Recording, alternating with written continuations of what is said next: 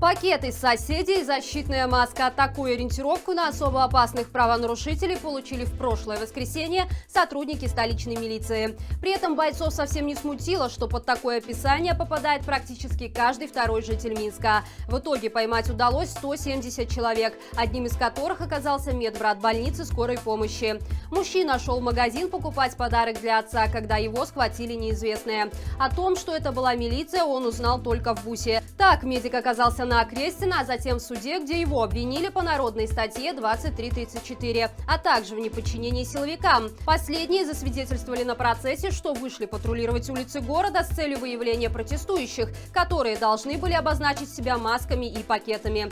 Задержанный медбрат идеально подошел под это описание. Кроме того, сотрудники милиции подчеркнули, что хоть и были в тот день без рупоров, но пытались громко предупреждать граждан о недопустимости участия в протесте. Дескать, у кого есть уши, те услышат и разойдутся. Суду оказалось достаточно таких объяснений, чтобы назначить обвиняемому 25 суток ареста.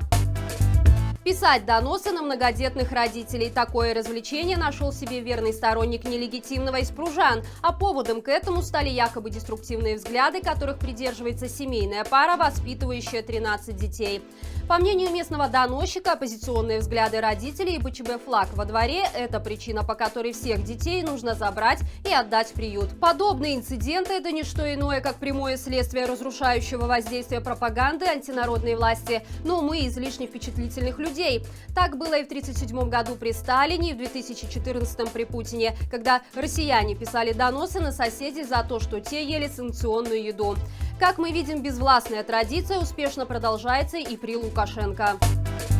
Завтра пройдет предварительное заседание по делу Виктора Бабарика и топ-менеджеров Белгазпромбанка. Вероятно, нелегитимная власть очень испугалась, что процесс над оппозиционным политиком спровоцирует массовый протест, как это было в России с делом Навального. По этой причине здание суда обнесли ограждением по всему периметру. Такие кордоны, как правило, выставляются на крупных массовых мероприятиях. В пресс-службе Верховного суда подтвердили, что данные меры действительно связаны с обеспечением безопасности во время резонансного процесса.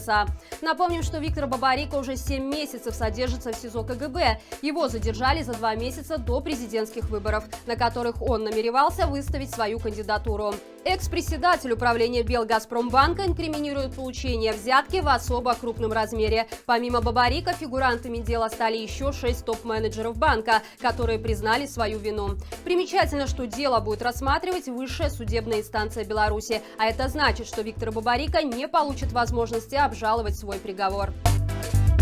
Недавно опубликованная аудиозапись инициативы «Байпол», на которой замглавы МВД Николай Карпенков говорит о создании лагерей для несогласных с режимом, оказалась подлинной. Об этом свидетельствуют результаты экспертизы российского бюро «Главэксперт». Для сравнения использовалось недавнее интервью Карпенкова на пропагандистском канале «Беларусь-1», где он также говорит о лишних людях и о том, что от них нужно избавляться.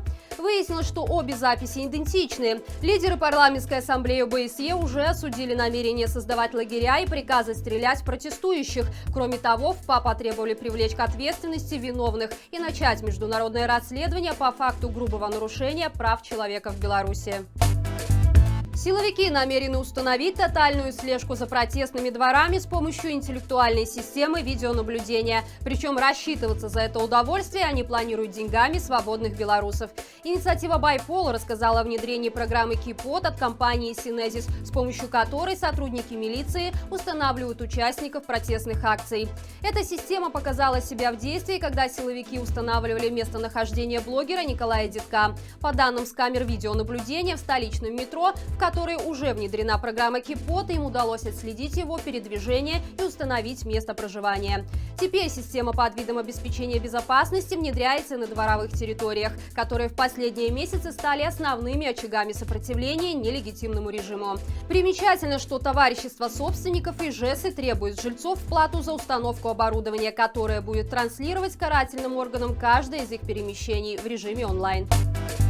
Привести и разместить в столице более 2000 делегатов так называемого Всебелорусского народного собрания. Дельце хлопотное и весьма затратное. На 10 и 11 февраля, в дни проведения схода, в Минске полностью забронированы как минимум 3 отеля. Цены на двухместные номера в них варьируются от 40 до 100 долларов. Это значит, что только проживание участников вечи обойдется госбюджету по самым скромным подсчетам примерно в 100 тысяч долларов. А встречать во всех смыслах дорогих гостей придется столичным торговым точкам, причем не хлебом и солью, а государственными флагами. Нелегитимная власть потребовала, чтобы в честь собрания магазины вывесили красно-зеленые знамена и прислали фото о выполнении поручения. Что ж, гулять так гулять.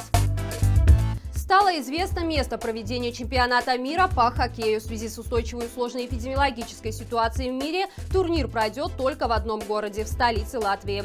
Основными площадками для проведения чемпионата станут арена Рига и Олимпийский спортивный центр. А если к началу проведения соревнований ситуация с пандемией в Латвии улучшится, болельщикам будет разрешено вернуться на трибуны. В свою очередь, глава Международной федерации хоккея Рене Фазель выразил надежду, что белорусы не будут бойкотировать чемпионат мира, единоличным хозяином которого стала Латвия.